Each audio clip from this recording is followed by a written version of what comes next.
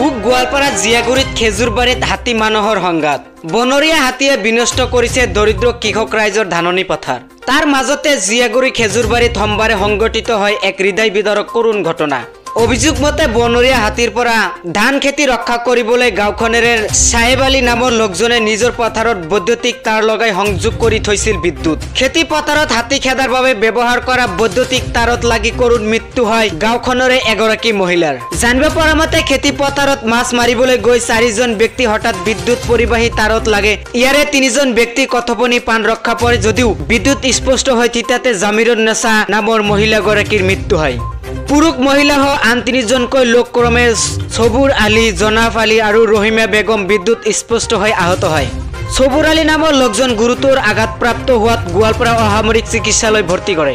ইতিমধ্যে ভুক্তভোগী পৰিয়ালে নায়েব আলী নামৰ লোকজনৰ বিৰুদ্ধে সমগ্ৰ ঘটনাৰ ন্যায় বিচাৰি হিমিলতলা আৰক্ষী চকীত এজাহাৰ দাখিল কৰিছে মৃত মহিলাগৰাকীৰ স্বামীৰ পৰিয়ালে। উক্ত ঘটনাক কেন্দ্ৰ কৰি সমগ্ৰ গাঁৱতে এক শোকাকুল পৰিৱেশ বিৰাজ কৰাৰ লগতে মৃত মহিলাগৰাকীৰ ঘৰত কান্দোলৰ ৰোল উঠিছে। News desk report, Assam news live. তোমার নাম কি? জবান আলী।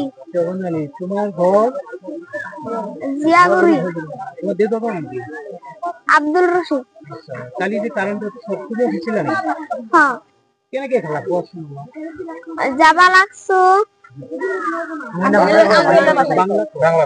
আমরা গেতাছি মাছ মারবা আর গেতা হলা তার কারেন্ট তার ছিয়ে গেছে অনেক কিছু না মানুষটা বার বাড়তে বসে আসছিল।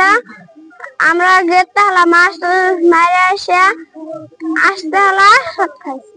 তুমি প্রথম তুমি সব খাইছিলা? হ্যাঁ। তারপরে আমাক বাঁচাতে মোর মা আছে তোমার সারা গেল, তোমার ছাড়াই দিয়ে তোমার মা সারা গেল না? হ্যাঁ। আচ্ছা, তোমার বাবার নাম কি? আব্দুল রশিদ। গায়ের নাম কি?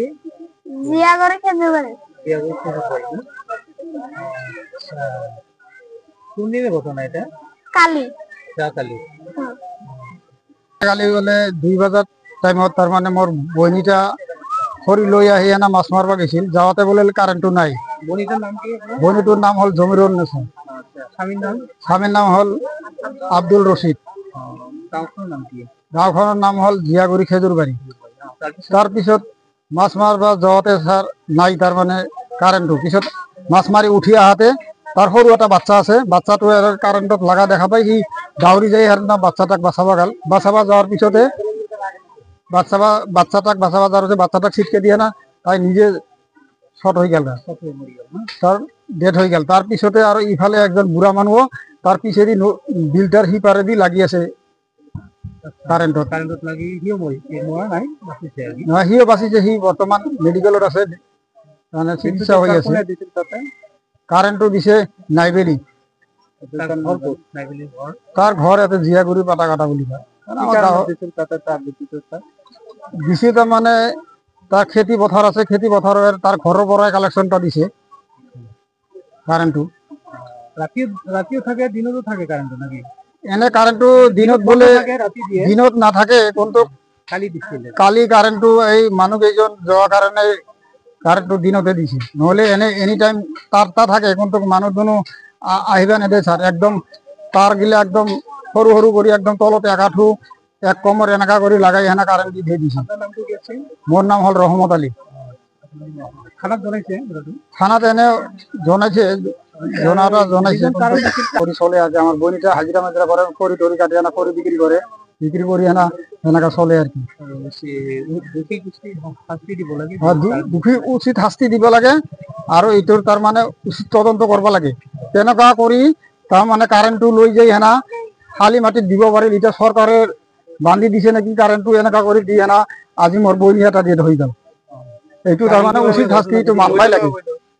অবৈধ তার মানে কিবা এটা ধরো কালি এজন মরিছে, পরখি যে 2জন মরিব। কালি যদি মানুহজন এজন নমরিলে গরু বছর কেমন মানুষ এনে মানুষ কালি কিবা এটা মিটিং হয়ে আছিল, মানুষ ইফালে আহি আছিল বহুত মানুষ, কোনো কালি অহা যাওয়া করা নাই। কিন্তু যদি অহা যাওয়া করলে খালি এজন ডেট নহলে কিমান 4-5জন 10জন মান ডেট হয়ে গেল হয়। এনেকা করিলে কারণ দি থৈ দিছে। আমার তেরি হয়। নাম কি আছে? জমিরুন নেছা। আপনার নাম? আব্দুল রশিদ।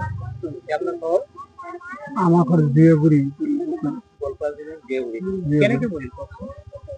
যাওয়ার সময়তে মাছ মারণ যাওয়াতে সিহঁতে লাইন না আছিল আহোঁতে তাৰমানে মানে সেই বাচ্চাটো আগত লাইনত চট খাইছে সেই মায়েকে বাচাবৰ কাৰণে যায় সেই মায়েকে পৰি গ'ল মায়েকে মৰি গ'ল যোৱাকালি ঘটনা 1টা বজাৰ ঘটনা মাছ মাৰিব গৈছিল মাছ মাৰিব গৈছিল আৰু মোৰ এটা হুমুন্দি শহুৰে তাৱৈ বুলি কয় মোৰ টোটেল 5জন মানুহ গৈছিল